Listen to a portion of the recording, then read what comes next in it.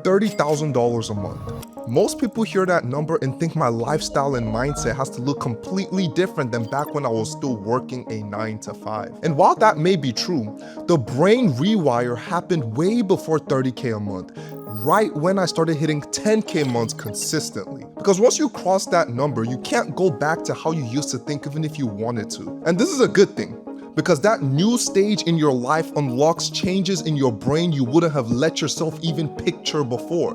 More specifically for me, there were 5 of them. And today, I'll walk you through exactly how making 10K a month day trading changed my brain across all 5 of those shifts, and more importantly, how you can make those same shifts before you ever hit 10K a month. Because once your brain makes that jump, the account follows no matter what you do. So without any further ado, let's dive straight into it. Now, the first shift is that math becomes a reflex. See, once I started clearing 10K a month with any sort of consistency, every part of my trading turned into numbers. And I mean every part. Before that point, I was running on vibes and a gut feeling where no matter if I won or lost, I genuinely didn't know why. And the only thing connecting any of it was that the bank account kept moving sideways. But the second the income locks in, your brain flips into a mode where it can't stop calculating because you start noticing patterns inside your own trading you never bothered to look at before. You start obsessively tracking your average win rates, your risk to reward across your last 10 setups, and your weekly profits versus losses on the spreadsheets where numbers you used to ignore become the only ones that matter now. Once those numbers sit in front of you every Sunday, the whole game changes shape, and what used to feel like a coin flip turns into a math problem the spreadsheet already solved for you. And I'm not even joking. In fact, I have a notebook from 2020 full of manual backtests I used to run back in college, and the only difference between the kid scribbling in that notebook and the version of me sitting here right now is that those 3 numbers became an automatic. And the reason this matters for y'all is that the day your math goes automatic, your account quietly starts running like a business with weekly numbers, weekly patterns, and the payout you can budget your life around. Now, once trading turns into math, the next thing that quietly snaps is your relationship with money itself. And that is shift number 2. This is where money stops feeling real. I remember the first time I cleared 10K a month. This shift hit me out of nowhere. I started telling my friends that money stops feeling real when you trade for a living, because I was placing one buy order on the chart and watching thousands of dollars hit my account before I could walk back from the kitchen. And the moment that thought lands in your head, it does not leave. I'd be at the grocery store picking something off the shelf and my brain would convert the price into ticks of gold or NQ before I even hit the register. If y'all don't trade futures, by the way, a tick is just the smallest move a contract makes, and NQ is the NASDAQ futures contract that I trade most mornings, and GC is the gold contract that I trade most mornings as well. Because the thing people grind hours and hours for at a regular 9 to 5, I'm clicking 3 buttons on the chart to bring in while I'm at the gym getting a workout in, and straight up, that messes with you. The money you earn starts to feel less and less like effort and more like information, where every dollar that lands in your account is just a number that confirms your system worked that morning with 0 physical labor attached to it. And the upside of money no longer feeling like effort is the part most people picture when they imagine consistent 10K months. You stop weighing every grocery price against your hourly wage. You take vacations the week you decide you want them, and you stop chasing the gas pump for every penny. But the downside nobody warns y'all about is that you start losing touch with how much regular life still costs for the people around you. And that becomes a separate problem you have to solve once you cross the line. And that downside is a whole separate problem I'll break down in future videos on this channel. So before I get into shift 3, which took me from frozen on a $1 trade to risking thousands of dollars on a daily basis, make sure y'all hit subscribe to lock in for the rest of them. Wow. Did you see that button shining? That deserves a subscribe, doesn't it? Anyways, back to the third shift. Now, this one caught me completely off guard because everybody on YouTube tells you what changes when you make money, but nobody tells you what changes about how you feel about money. So, shift 3, risk scales different than you think. What does that mean? Once you cross consistent 10K months, this is the shift that catches new traders off guard, because everybody pictures trading bigger as a mental switch that flips one day, where you wake up and the fear of risking bigger size is just poof, gone.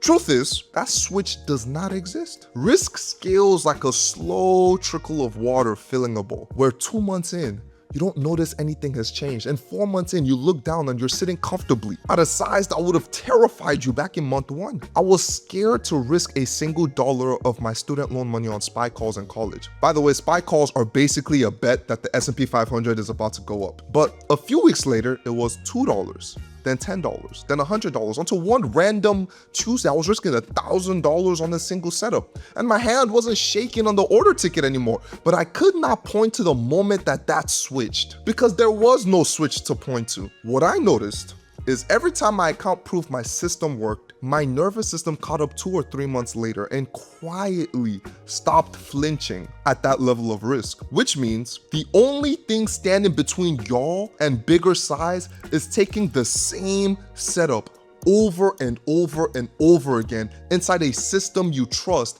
where the comfort tags along behind those reps every single time. Now, this next shift is something I wish somebody had told me before I ever crossed the line, because I went into 10K a month thinking the stress was about to disappear from my life completely. Wrong. So this is shift number 4, stress migrates. When I crossed 10K a month with consistency, the stress I used to carry about regular bills, gas prices, and whether I could afford to take a weekend off went away. And what's strange is how fast all of that fell off. Because right now, gas prices went up and I don't even care. Food and vacations come whenever I want them, and bills have never been a problem because I live way below my means. But the part nobody warned y'all about is that a brand new layer of stress moves into the empty space the old one leaves behind. Because in trading, nobody knows what gold or NQ is going to do tomorrow, including me. Anybody who tells you that is lying to you. So that means that every morning you sit down to take a setup, you're trusting your system holds up against price action that you haven't even seen yet. That stress sits underneath every trading day for the rest of your career. And the only thing keeping it manageable is the data behind your system, which is exactly why the math reflex from shift number 1 matters so much in the first place. And then there's family, which came out of nowhere for me, because once my family peeped that, the trading thing was working, I started getting the kind of conversations I was not expecting from them. My dad asked me to trade for him on the side, and I ran his account for a few months, and I was actually making him an extra like 3 to 4K a month. Then my mom got wind of it and asked me to do the same thing for her. And what nobody tells you is that the moment you start trading family money, you basically turn into a one-person hedge fund with all the responsibility of managing other people's money, but zero of the legal protection an institutional fund has if trades go sideways. So I had the stress of running a hedge fund stacked on top of the stress of losing somebody else's money, somebody whose face I see at Christmas, and that combination breaks people who were not ready for it. I don't do it anymore, by God's grace, because my mental health was about to fold underneath all that weight. And on top of all of that, you carry the internal weight of trusting yourself to keep pulling the trigger every morning on the same setup that paid you yesterday, when there is zero guarantee that the market hands it back to you. The only thing standing between y'all and getting cooked on day trading is whether you have put in enough reps to trust your own hand in the order ticket when it counts. So you'd better lock that in now. If y'all hit $10,000, expecting your head to finally go quiet, the new layer of stress is going to catch you completely off guard. And the last shift is something that can get y'all to 50K a month way faster than you've ever thought. Because shift 5 is all about greed waking up. Straight up. We all know that greed gets a bad rep in the finance space, trading space, and all that. But I do not think greed is such a bad thing. Greed is the engine behind every entrepreneur who has ever reached for the next level. Every parent who decided their kid is going to grow up with more than they did, and every trader who looked at 10K a month and decided 50K was the next number to chase. But the second you cross $10,000 a month, you find out greed has a side effect that nobody warned you about. You start seeing a door to a version of life you never let yourself picture before. The moment your bank account proves you can pull this off, that door cracks wide open, where you can now take your mom on a vacation she could not have afforded on her own, or you can buy a house outright with cash, or you can fund the people around you instead of needing funding yourself. And once that door cracks, you cannot unsee what is on the other side. So you are chasing 50K next, because 10K stops being the destination the second you walk through the doorway. Now, greed only works for y'all when it stays at that goal level, because it can either build you up or wreck you, depending on where you point it. On one side, greed is what keeps you hungry for the next number, where you stay locked in and show up every single morning to take your trade, which is exactly why it works as an engine in the first place. On the other side, that very same greed turns dangerous the second it pushes you to bet 3 times bigger than usual on a Tuesday morning, just to shortcut your climb to 50K just a little bit faster. And that is exactly how most traders blow up right after they finally hit consistency, because they get greedy on size before their system is ready to hold that level of risk. Now, I have spent 3 years in this game and built a system that handles the size discipline for y'all before greed even gets a chance to push you off course.